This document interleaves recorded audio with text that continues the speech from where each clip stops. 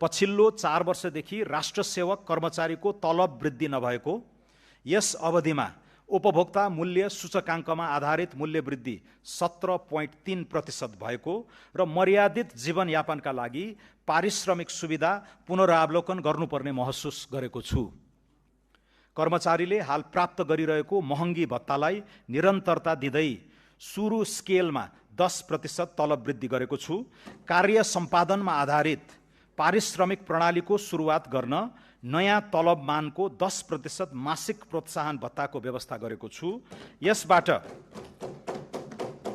यसबाट हाल खाइपाई आएको पारिश्रमिकमा करिब 21% खुद वृद्धि भई ग्रेड सहित न्यूनतम पारिश्रमिक करिब रु 40,000 देखि रु 1 लाख माथि कायम हुनेछ।